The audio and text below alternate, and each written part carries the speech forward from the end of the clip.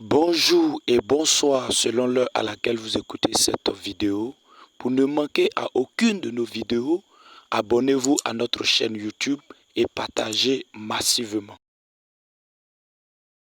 Bonjour et bienvenue à la deuxième leçon. Explorons la parole de Dieu. Dans notre première étude, nous avons vu la période de l'innocence et la manière dont elle s'est terminée avec la perte de cette innocence. Cette perte d'innocence a donné lieu au temps de la conscience. Et c'est la deuxième période de l'Ancien Testament que nous allons étudier dans cette leçon. Étant donné que dorénavant, l'homme allait être conscient du bien et du mal. Pour Adam et Ève, l'existence à l'extérieur du jardin était bien différente de la vie qu'ils avaient menée dans le jardin. Genèse 3 nous décrit cela. Adam, au lieu de simplement prendre soin d'un vrai paradis qui donnait de son fruit librement, le sol même était maudit et Adam allait devoir dorénavant se tailler une vie par la sueur de son front et avec force de peine, se battant incessamment pour contrer ou contre les herbes et des ronces. Ève, pour sa part, allait vivre différemment la peine de sa désobéissance, ça on l'a vu aussi dans la première leçon. Elle allait connaître une augmentation de peine et de souffrance dans ses grossesses et ses accouchements. Son premier fils, commençant à regarder sa famille et la descendance, son premier fils s'appelait Caïn et son deuxième s'appela Abel. Comme il en est souvent, il y a eu des différences entre les deux frères. Caïn était cultivateur alors qu'Abel était éleveur de bétail. Mais il y avait aussi des différences au niveau spirituel. Et ça, on le verra plus loin. On présume que Adam et Ève ont dû apprendre ou inculquer à leur fils certains principes à propos de l'adoration de Dieu, comment exprimer leur adoration, comment rentrer en relation avec Dieu. Et le fait justement qu'il fallait exprimer leur adoration de Dieu à travers les sacrifices. Parce que c'est justement la question des sacrifices qui révèle la plus grande différence entre les deux. Caïn a amené les fruits de la terre comme offrande à Dieu et Abel a amené le premier-né de son troupeau. Dieu a accepté le sacrifice d'Abel, mais non celui de Caïn. Et ça irritait Caïn. Genèse 4, 6 et 7 dit ceci, « L'Éternel dit à Caïn, « Pourquoi es-tu irrité et pourquoi ton visage est-il abattu? Certainement, si tu agis bien, tu relèveras ton visage, et si tu agis mal, le péché se couche à la porte et ses désirs se portent vers toi. Mais toi, domine sur lui. » Dieu désirait régler les choses avec Caïn. Il voulait maintenir une bonne relation avec lui et lui a donné une autre occasion de rectifier ce qui n'allait pas avec son offrande, ce qui n'allait pas entre eux dans leur relation. Il instruit d'abord et lui donne l'occasion de prendre une décision informée. Nous avons déjà parlé de cette faculté de choix. Dieu ne nous demande pas de prendre des décisions dans le vide. Et c'est pour cela que vous êtes en train d'étudier justement sa parole. Parce que vous voulez prendre une décision informée. C'est un principe qui est bien établi dans la parole de Dieu. Et c'est ce que Dieu fait avec Caïn. Il informe d'abord. Caïn, ton sacrifice n'est pas tout à fait acceptable et voici pourquoi. Mais si tu le refais ainsi, il n'y a pas de problème. La seule chose qui pouvait dorénavant empêcher que Caïn fasse la bonne chose, c'était le péché. Son offrande initiale n'était pas le péché, mais plutôt son éventuel refus de le rectifier, une fois mis au courant. Le problème de Caïn n'était pas Abel, mais c'était lui-même. Combien de fois, nous, on est notre pire problème parfois. Le problème de Caïn n'était pas Abel, mais lui-même. Qu'est-ce qui n'allait pas avec le sacrifice de Caïn? Comparons son sacrifice avec celui de son frère, dont le sacrifice impliquait du sang. Dès le début, le plan de Dieu pour la rédemption de l'homme demandait que du sang soit versé. On l'a déjà vu dans l'habillement de Adam et Ève. Ils avaient essayé de se couvrir en se tissant ensemble des feuilles de figuier, mais Dieu a fourni des peaux d'animaux pour les revêtir, en Genèse 3, 21, et couvrir ainsi leur nudité. Mais pour qu'il y ait des peaux d'animaux pour couvrir leur nudité, il fallait que l'animal meure, il fallait que du sang soit versé. De la même manière, nos péchés à nous ne sont couverts que par le sang de Jésus qui fut versé. Dieu a choisi un sacrifice de sang parce qu'il dit plus loin en Romains 6, 23 que le salaire du péché, c'est la mort. Et il n'y a point de pardon de péché sans que du sang ne soit versé. Adam avait dû transmettre ce principe à Abel pour qu'il sache amener un sacrifice agréable à Dieu, un sacrifice qui impliquait du sang. Dès le début, nous voyons que la sincérité ne suffit pas pour plaire à Dieu. Dieu n'honore qu'une foi obéissante. Ce n'est pas seulement faire ce qu'on croit être assez ou faire de notre mieux. C'est bien, mais ce n'est pas assez. Nous nous approchons de Dieu d'après sa façon, d'après son plan. Hébreux 11, verset 4, dans le Nouveau Testament, fait le lien entre la geste et la foi. C'est par la foi qu'Abel offrit à Dieu un sacrifice plus excellent que celui de Caïn. C'est par elle qu'il fut déclaré juste, Dieu approuvant ses offrandes.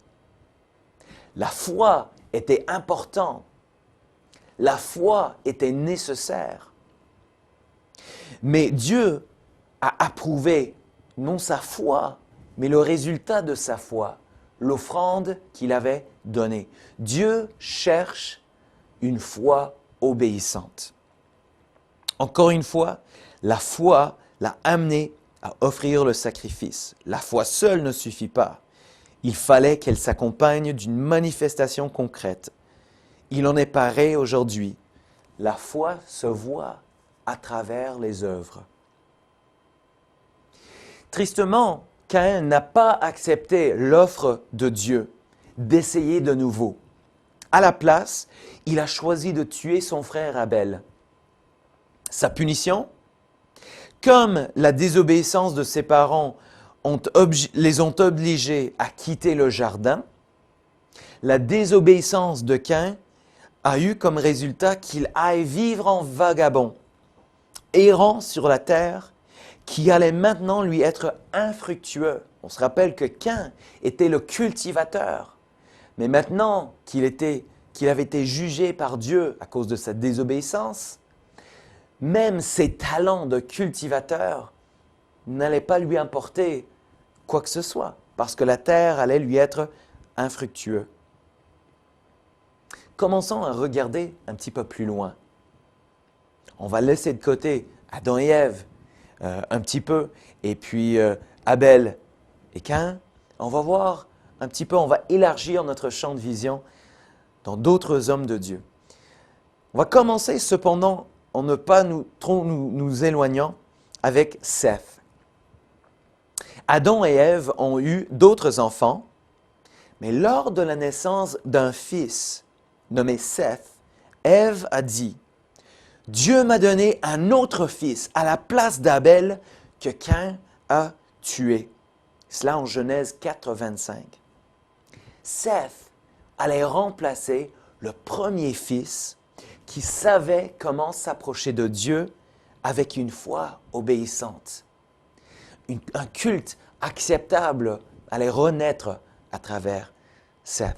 La Bible dit que c'était à cette époque, à l'époque où Seth grandissait, à l'époque où une foi obéissante a commencé à se propager. C'est à cette époque qu'on commença à invoquer le nom de l'Éternel. Un peu plus tard, on voit dans le personnage de Enoch. La Bible dit d'Enoch que Enoch a marché avec Dieu, puis il ne fut plus parce que Dieu le prit. Genèse 5, 24. Le livre d'Hébreux dans le Nouveau Testament offre d'autres précisions sur ce curieux événement. Qu'est-ce que ça veut dire que Enoch ne fut plus? Hébreux 11, 5 dit ceci. C'est par la foi qu'Enoch fut enlevé pour qu'il ne vit point la mort et qu'il ne parut plus parce que Dieu l'avait enlevé. Car avant son enlèvement, il avait reçu le témoignage qu'il était agréable à Dieu. Est-ce que nous avons envie d'être agréable à Dieu? Est-ce qu'on veut que Dieu nous trouve agréable? Encore une fois, dès le début, Dieu a établi un principe. Il honore des gens qui ont non seulement la foi, mais qui lui plaisent par leur obéissance. Un peu plus loin, on va commencer à voir le personnage de Noé. C'est le personnage clé d'une histoire dont beaucoup de personnes sont très familiers. Au temps de Noé, qui était le petit-fils d'Enoch, tout le monde ne cherchait pas à plaire à Dieu. Au contraire, la méchanceté de l'homme était grande. Toutes leurs pensées, toute leur imagination reflétait cette méchanceté qui abondait, au point où Dieu était affligé dans son cœur. Genèse 6, versets 6 et 7. Il regrettait d'avoir créé l'homme. Et il a déterminé d'exterminer cette race et ainsi que la plupart de ce qu'il avait créé, les animaux, les oiseaux, etc. Mais, j'aime bien ça, mais Noé surpassait sa génération et bénéficiait de la grâce de Dieu à cause de sa foi et son obéissance. Hébreux 11, 7, encore dans le Nouveau Testament, dit ceci. C'est par la foi que Noé, divinement averti des choses qu'on ne voyait pas encore, et saisi d'une crainte respectueuse, construisit une arche pour sauver sa famille. C'est par elle qu'il condamna le monde et devint héritier de la justice qui s'obtient par la foi. On dit que c'est par la foi que. Mais qu'est-ce qu'il a fait par la foi? Il a construit une arche. Encore une fois, la foi et les œuvres. La foi et les œuvres. Il faut que ces deux choses soient en équilibre. Qu'est-ce qu'ils avaient en commun, ces trois hommes? Seth, Enoch et Noé. Ils mélangeaient la foi d'un côté et l'obéissance de l'autre côté. Hébreux 11.6 dit ceci, « Sans la foi, il est impossible de lui être agréable, car il faut que celui qui s'approche de Dieu croit que Dieu existe et qu'il est le rémunérateur de ceux qui le cherchent. Mais la foi se concrétise lorsqu'elle est mise en action dans l'obéissance à la parole de Dieu, à la méthode de Dieu.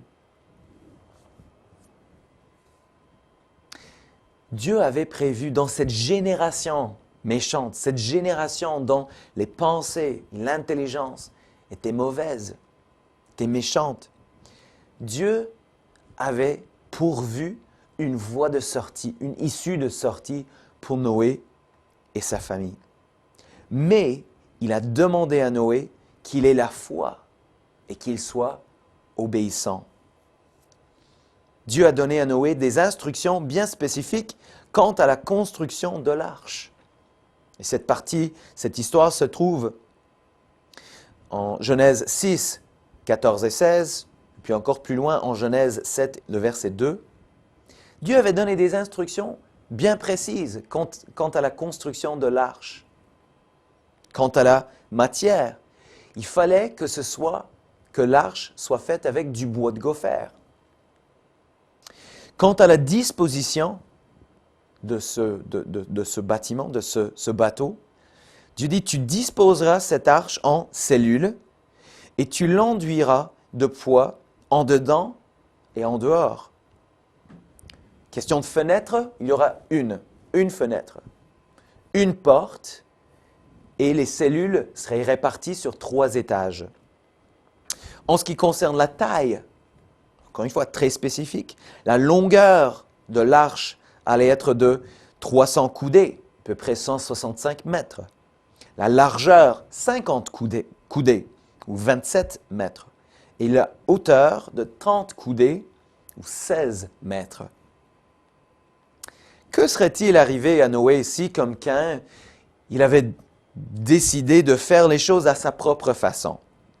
S'il avait décidé que rajouter une fenêtre par-ci, ou Dieu, il faut quand même avoir une deuxième porte au cas où quelque chose bloque le premier, il faut avoir une deuxième porte. Si Noé avait décidé de faire ceci ou de faire cela, de s'écarter des directions bien spécifiques que Dieu lui avait données, de changer de bois. Peut-être d'autres bois seraient plus abondants, plus faciles à travailler. Il aurait pu changer certains détails. Mais Noé savait que s'il changeait de détail, il allait quitter le plan de Dieu pour sa vie. Il allait quitter le plan que Dieu avait dessiné, que Dieu avait établi.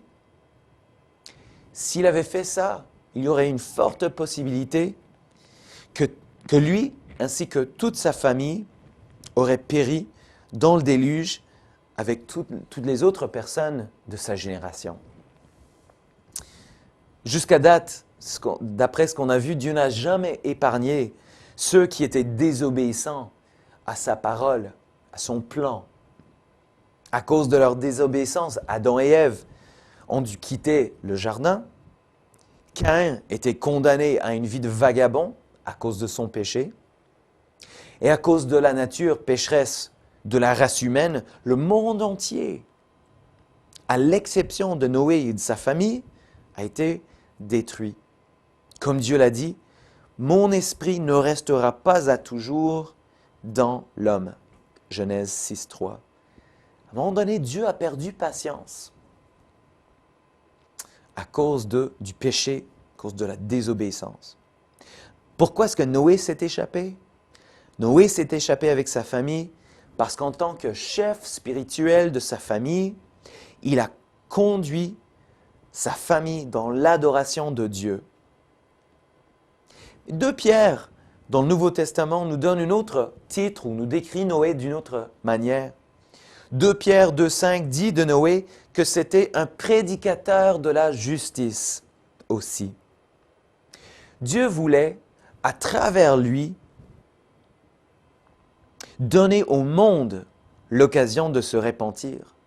L'arche n'était peut-être pas forcément que pour Noé et sa famille. Mais il n'y a personne d'autre qui voulait se soumettre au plan de Dieu. Il n'y a personne d'autre qui était prêt à accepter le plan de Dieu. Tellement la miséricorde de Dieu était grande, il aurait voulu donner au monde l'occasion de se repentir, comme il avait fait avec Caïn. Il a dit, voici ce que vous avez fait, était mal, mais je vous donne l'occasion de refaire. Il aurait voulu faire ça avec la génération de Noé, mais ils n'ont voulu rien savoir. Et, en fin de compte, ce n'est que Noé et sa famille qui s'en sont sortis. Une semaine avant que les pluies ne commencent, donc Noé avait terminé la construction de l'arche, et une semaine avant que les pluies ne commencent, Dieu a conduit Noé et sa famille à l'intérieur de l'arche. Il a conduit également tous les animaux à rentrer dans l'arche avant de lui-même fermer la porte. Genèse 7, 15 et 16. À cette époque-là, Noé était âgé de 600 ans. C'était un jeune âgé de 600 ans en Genèse 6 et verset 11. Il a plu pendant 40 jours et cette pluie faisait augmenter tranquillement le niveau d'eau. Ensuite, après ces 40 jours et pendant 110 jours, les montagnes demeurèrent couvertes d'eau. 150 jours donc après le début du déluge, l'arche est venue se poser sur le dessus du mont Ararat. 2 mois et demi plus tard, les sommets des autres montagnes sont devenus visibles. 40 jours plus tard, Noé a ouvert la fenêtre et a lâché un corbeau et une colombe. La colombe ne trouvait pas d'endroit où se poser et est retournée à l'arche. Après 7 jours, Noé a envoyé la colombe une deuxième fois. Et cette fois-ci, à son retour, elle avait une feuille d'olivier dans son bec. Finalement, après encore 7 jours, Noé envoya la colombe à nouveau. Mais cette fois-ci, elle n'est jamais retournée. Cette illustration de l'arche est bien importante. Pendant les mauvais jours, pendant une situation, une génération un peu chaotique, un peu mauvaise, un peu méchante, un peu beaucoup même, pendant ces mauvais jours, Dieu avait fourni à Noé et à sa famille un refuge. Un endroit où les difficultés auxquelles le monde faisait face n'allaient pas pouvoir les atteindre. Dieu veut en faire autant pour vous. Lorsque les choses difficiles de la vie vous entourent, Dieu a prévu un lieu de sûreté pour vous. Ce lieu de sûreté, c'est l'Église, c'est la famille de Dieu, c'est la parole de Dieu, c'est la présence de Dieu, c'est une relation vivante avec Dieu. Lorsque vous serez entouré par des choses difficiles, des situations, des circonstances qui semblent vous dépasser, Dieu a fourni pour vous un lieu de sûreté. Merci Seigneur. Appuyez-vous sur lui. Si vous avez besoin d'un lieu de sûreté, appuyez-vous sur lui. Faites appel à lui. Amen. Donc après un total de 1 an et 17 jours dans l'arche, Dieu a dit à Noé qu'ensemble avec sa famille et les animaux, il pouvait sortir. Genèse 8, les versets 13 à 18. Une des premières choses que Noé a fait, une fois dehors, était de construire un autel sur lequel il a offert des sacrifices à Dieu. Quand Dieu fera quelque chose dans votre vie, quand vous allez vivre des miracles, quand vous allez vivre une délivrance, quand vous allez vivre une bénédiction, n'oubliez pas, la première chose que nous devons nous rappeler de faire, c'est de faire une espèce d'offrande, de faire une espèce d'autel, quelque chose qui va nous rappeler de ce que Dieu a fait, mais aussi quelque chose qui exprime notre reconnaissance à Dieu pour ce qu'il fait dans notre vie, pour la délivrance, pour le miracle, pour le baptême du Saint-Esprit. Amen. Souvenons-nous de lui remercier à chaque fois qu'il fait quelque chose dans notre vie. Alléluia.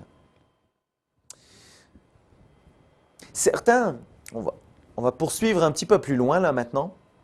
Certains ont tendance à minimiser l'importance de l'Ancien Testament en termes d'application moderne. Et Matthieu, dans le Nouveau Testament, Matthieu 24, versets 37 à 44, trace un parallèle entre justement les jours de Noé et les jours qui précéderont le retour de Jésus. À partir donc de verset 37, Matthieu 24 dit ceci, « Ce qui arriva du temps de Noé arrivera de même à l'avènement du Fils de l'homme. Car dans les jours qui précédèrent le déluge, les hommes mangeaient et buvaient, se mariaient et mariaient leurs enfants, jusqu'au jour où Noé entra dans l'arche. On va s'arrêter là juste un instant pour faire une petite pause. Soyons clairs. Les questions de manger et de boire, marier et donner en mariage ses enfants, ne constituent en eux-mêmes rien de mauvais. Ce n'est pas là les signes de débauche d'une génération. Ce sont des choses d'ailleurs normales dans la vie. Dieu a ordonné le mariage et celui-ci est béni par lui. Il n'y a pas de question. Là où les choses deviennent problématiques, c'est lorsqu'elles prennent plus d'importance, donc cette question de manger, boire, marier, donner en mariage, quand ces choses-là prennent plus d'importance que notre relation avec Dieu. Par exemple, il y a peu d'indications qu'avant le déluge, les gens parlaient à Dieu. Parler à Dieu, c'est prier, comme avait fait Adam. Adam parlait avec Dieu. Il était en relation communicative avec Dieu. Il y a peu d'indications que ça se faisait dans les jours précédant le déluge. Il y a peu d'indications que les gens sacrifiaient à Dieu, comme l'avait fait leur ancêtre Abel, exprimer leur reconnaissance, leur adoration. Il y a peu d'indications que les gens marchaient avec Dieu, comme avait fait Enoch. D'ailleurs, si on retrace un peu ces générations, dans Genèse 6, 1 à 2, il semble que la lignée de Seth, donc cette lignée où les gens commençaient à nouveau à savoir comment rentrer en relation avec Dieu, comment exprimer leur adoration à Dieu, cette lignée juste de Seth a commencé à s'entrer en relation, en mariage avec la lignée charnelle de Caïn. Et d'après 2 Pierre 3, les versets 3 à 7, leur comportement s'est dégénéré au point qu'ils étaient devenus des moqueurs et des douteurs. Ils avaient quitté le plan et l'obéissance de Dieu. Poursuivons ce passage que nous avons commencé, donc Matthieu 27, 37 à 44, qui trace le parallèle entre la génération de Noé et la génération qui allait précéder le retour de Jésus. À partir maintenant du verset 39. Ils ne se doutèrent de rien jusqu'à ce que le déluge vint et les emporta tous. Il en sera de même à l'avènement du Fils de l'homme. Alors, de 2 hommes qui seront dans un champ, l'un sera pris et l'autre laissé. De 2 femmes qui se moudront à la meule, l'une sera prise et l'autre laissée. Verset 42. Veillez donc,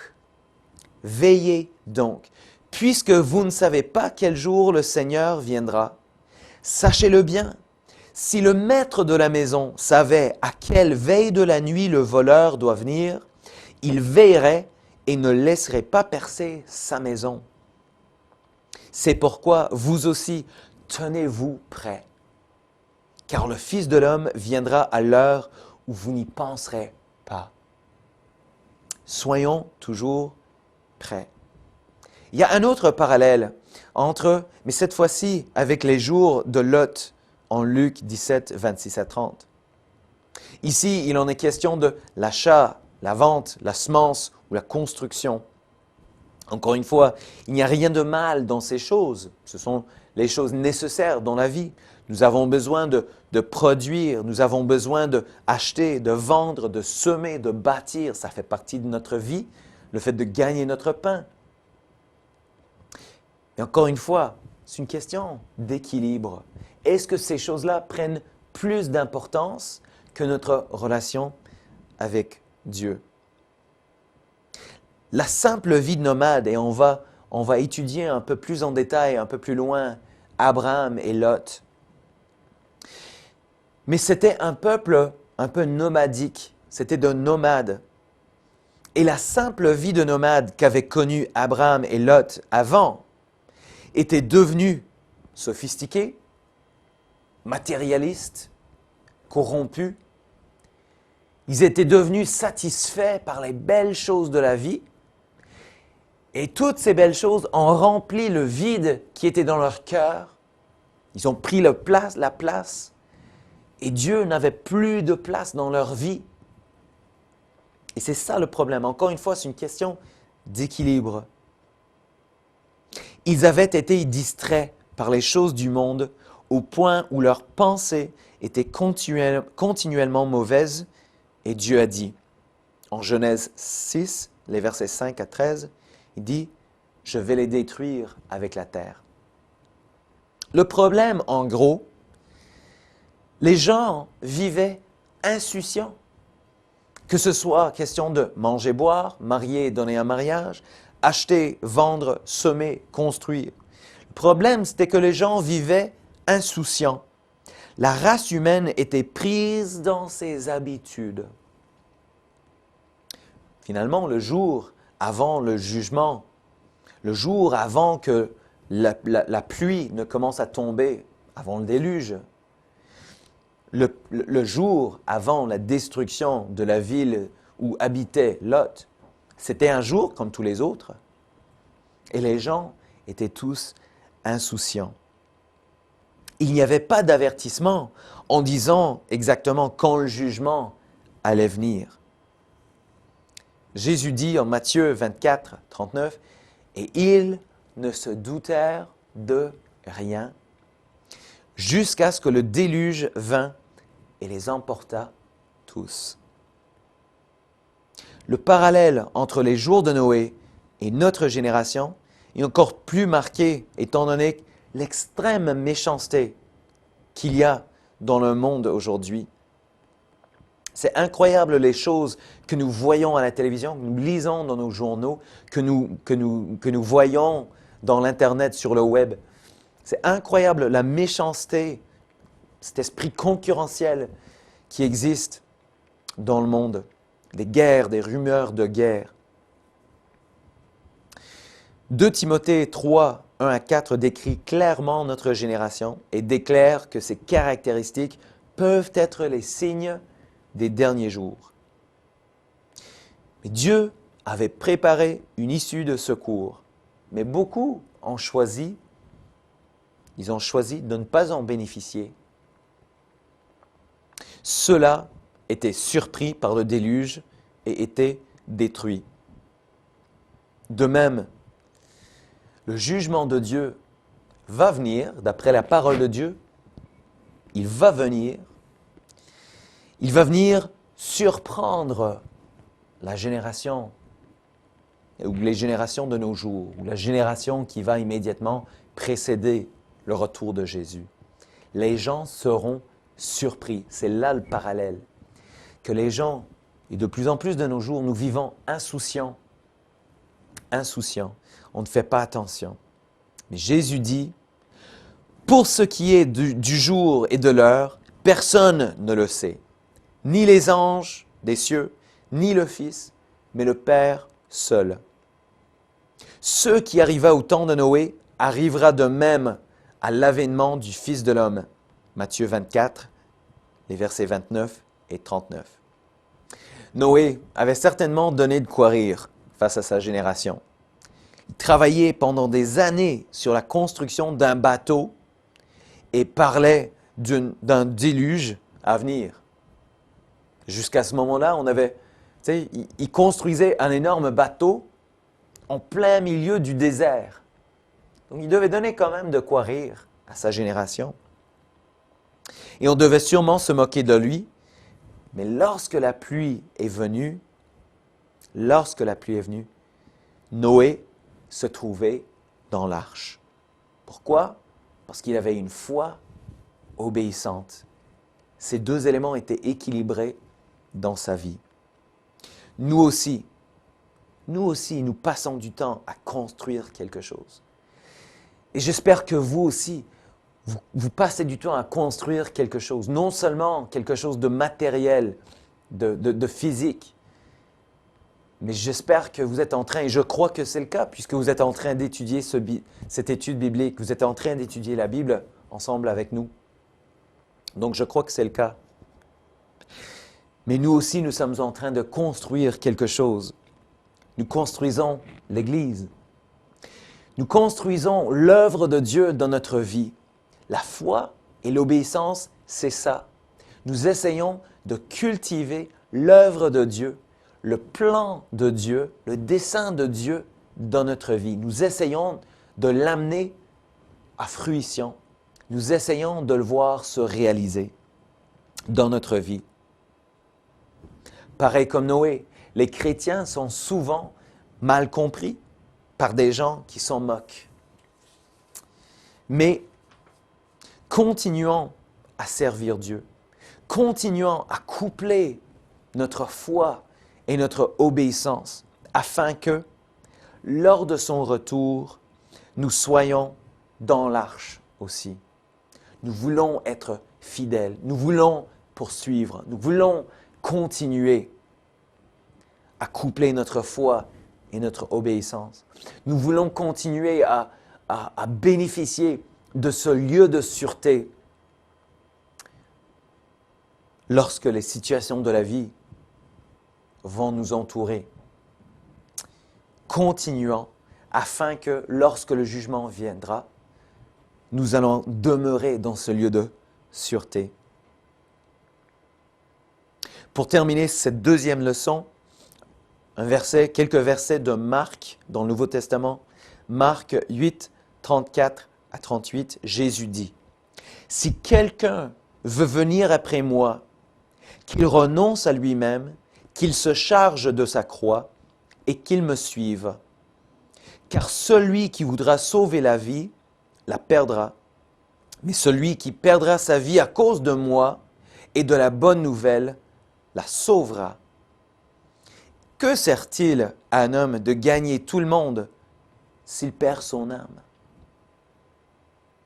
Que donnera un homme en échange de son âme? Car quiconque aura honte de moi et de mes paroles au milieu de cette génération adultère et pécheresse, le Fils de l'homme aura aussi honte de lui quand il viendra dans la gloire de son Père avec les saints anges. Noé avait pris sa croix. Noé il n'avait pas honte de ce que Dieu lui avait dit de faire. Il a accompli. Et c'est pour ça que lorsque le jugement est venu, il était dans l'arche. Je vous encourage à continuer à venir après le Seigneur Jésus. Il va falloir parfois renoncer à soi-même, renoncer à ce que la vie ou les gens qui nous entourent, tout le monde a d'autres plans pour notre vie. Parfois, il va falloir renoncer à ces choses-là pour pouvoir privilégier l'œuvre de Dieu dans notre vie. Je vous encourage à continuer à le faire. Je vous invite à revenir pour voir la troisième leçon. Nous allons continuer notre exploration de la parole.